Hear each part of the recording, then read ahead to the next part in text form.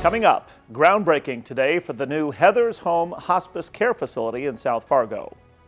North Dakota farmers are struggling to get their crops planted, how far they're behind. And South Dakota Governor Kristi Noem is commenting on the school shooting in Texas while preparing to speak to the NRA. Hello and welcome to the Nightly Review. I'm Tom Tucker. We begin with a look at tonight's headlines, then a closer look, with comments tonight from a candidate for Fargo City Commission who wants to set up a rent registry to track the rising cost of rents in the city. And in tonight's one-on-one conversation, my guest is another candidate for local office who says he wants to bring fun and humor to the position. But first tonight, the Fargo Police Department is asking for help in finding 15-year-old Winter Walters, who was last seen around 8:15 Tuesday morning in South Fargo. Walters is approximately 5 feet 7 inches tall and weighs 165 pounds and has brown eyes and brown hair. She was last seen wearing a white and tan marble print jumpsuit with a black tank top and black Birkenstocks. You're asked to contact police if you have any information on the teen's whereabouts. An accident this afternoon involving a motorcyclist and a car on westbound I-94 in Fargo, just west of the interchange with I-29. It happened around 2:45 and led to a traffic backup on the westbound side and a slowdown on the eastbound side. The car involved was stopped along the shoulder of the highway with what appears to be damage to the driver's side of the car. No word yet on the conditions of the rider or the driver involved. A business with a long history of serving people in the FM Metro is set to close. The owner of Borrowed Bucks Roadhouse announced this week they'll be closing after 30 years in business. The business is holding a last call party Saturday to thank their customers for their support. We're told the business will continue to operate through June 4th. Also, after several decades of service, a popular spot in the Moorhead restaurant scene is closing their doors for good. The owners of the Speakeasy restaurant and lounge took to social media Wednesday night to announce May 29th will be their last day after 45 years in business. Owner Bob Keister blames rising costs, staffing shortages, and supply chain issues. The executive director of the Hospice of the Red River Valley offered poignant words today during the groundbreaking for the new Heather's House in South Fargo. There is a famous quote, and it's Coretta Scott King, Reverend Martin Luther King's wife. She said, "The greatness of a community is most accurately measured by the compassionate actions of its members." Tracy Capron was among dozens of people who gathered for today's ceremony at 3800 56th Avenue South.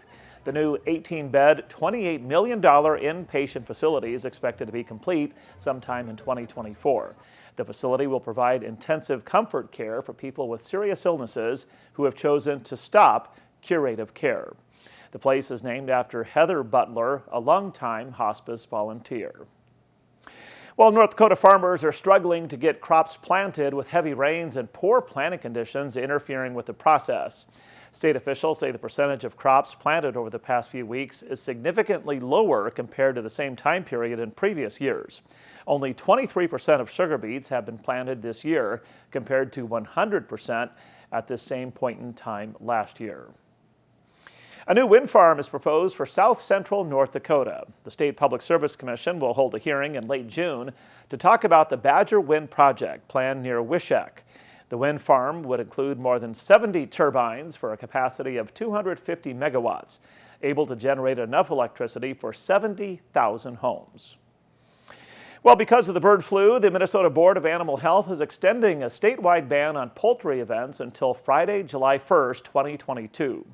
Animal health officials first enacted the ban in April, saying the move is aimed at reducing the risk of spreading bird flu. The ban includes all poultry swaps, fairs, exhibitions, and other events which feature live poultry. South Dakota Governor Kristi Noem is set to speak Friday at the annual convention of the National Rifle Association in Texas. We're told the appearance by the first-term Republican was planned prior to the mass shooting at the elementary school in Uvalde, Texas, Tuesday that left 19 children and 2 teachers dead. Noem wrote on social media that all South Dakotans stand with the people of Uvalde. Well, the Chihinkapah Zoo in Wahpeton is welcoming 2 new Bengal Tigers. Tilly and Zelda come to the zoo from the Safari North Wildlife Park in Brainerd, Minnesota. The tigers are each 8 months old, but are not related. The zoo will be supporting its mission by educating visitors about the dangers that tigers face in the wild.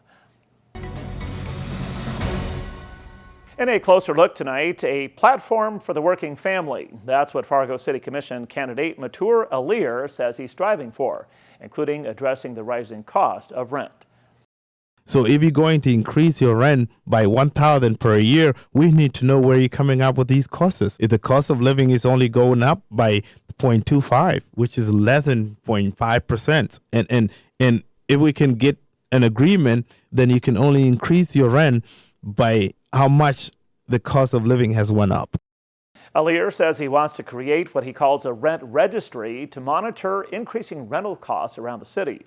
He also wants to end special assessments in Fargo, saying cities around the country do it differently. He calls special assessments a second mortgage for homeowners.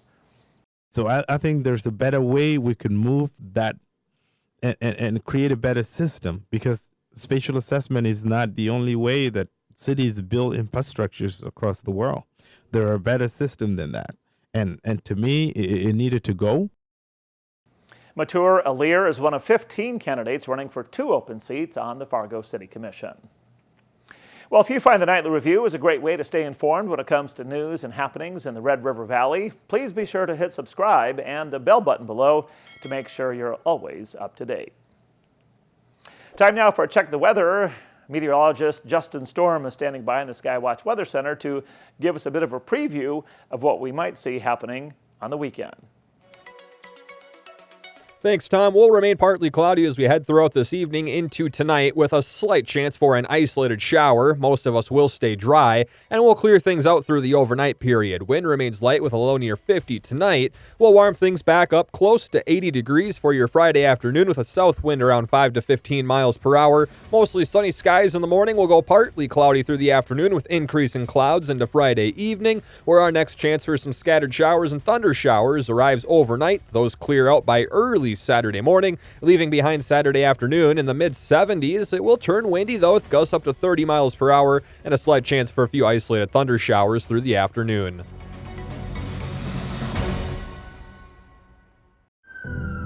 It could happen to you or someone you love. One moment, one diagnosis can change everything. Thankfully, there's a program that helps caring people uplift families through a crisis. Lend a Hand Up, raising financial help and hope through community benefits and online campaigns. A program that boosts generosity so gifts go further. Lend a Hand Up helps you help your neighbors. Learn more and give at lendahandup.org.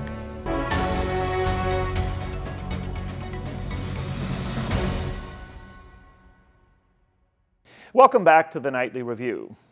My guest for tonight's one-on-one conversation is Fargo City Commission candidate Tom Magin. This is the first run for public office for the retired law enforcement officer who spent nearly 40 years in that profession. Magin says representation for communities and neighborhoods is important, and that's why he wants to see the City Commission change to a ward system rather than having commissioners serve at large. I asked Magin to elaborate on why he's running. Well, because I got riled up and I got tired of complaining, and I said, I'm going to do something about this if I can. And mainly it has to do with a lack of neighborhood representation. Our neighborhoods are kept in the dark and they're given the bill. It seems like with every problem or solution that the City Commission comes up with. And 3 people is just not enough to come to a reasonable decision that would include the needs of the neighborhoods, because they're so busy having the big picture. All the little pictures that make Fargo what it is are kind of out of the frame. So what would you say are some of those little pictures? Well, the little pictures actually get bigger if it's in your neighborhood. Take, for example, what's going on up with the Roars and up at near the college up there on 12th in the Roosevelt neighborhood. And then again, take a look what's going on in some of the core neighborhoods, like in mine, which is Hawthorne, and how we're starting to see some urban blight, and we're seeing increases in the crime rate. And then take a look at one of the newest neighborhoods we have down in Davies, where somebody decided we needed to build a bridge over the interstate, and the interstate folks were convinced that it's okay to give the bill for an interstate overpass to the residents there in the Davies neighborhood as a special assessment, causing them to have $15,000-$20,000 assessments. So those things combined, and the fact that I just felt that there should be more fun in politics, I thought I'd give it a shot. And so far, somebody asked me, is it still fun? And I said, well, it's got potential. You are advocating for a ward system. How could that work, and how might that be eventually implemented? Well, I think how it could work is much better than what we have as a bottom line, but how could you implement it? I think that if I'm elected, the first thing I'm going to do is work on that, and I'm going to try to get a referendum that would be put to the voters to establish a 6-person ward system with 2 at-large commissioners and 1 mayor at large. And that would give you a total of, 7? So if the six commissioners, if the 8 commissioners, 6 of them from the neighborhoods and 2 at large have a tie, then the mayor would break it. Plus, I think we need a full-time mayor. There's enough going on now. We need a full-time mayor, I think. There's been some talk in recent days regarding decorum on the City Commission, with some people asserting a shortage of it. What are your thoughts on that? Well, I would rather have seen a peace sign, honestly, but there's so much pressure, and there's so much at stake for so many people, boiled down to just the few people there in the City Commission. It's the focus of a lot of important things for a lot of important people. And sometimes I think it gets a little heated. And commissioners are as human as anybody else, and they can have their opinions. But at some point, they probably ought to learn how to temper them a little bit. And I'd like to thank Fargo City Commission candidate Tom Magin for joining me for tonight's one-on-one conversation. Magin says another priority for him, if elected, is to create relief for homeowners when it comes to special assessments. He says he doesn't mind helping developers, but wants to spread out the burden. Well, that's it for this Thursday night, May 26th, 2022. I'm Tom Tucker. Thanks for watching the Nightly Review.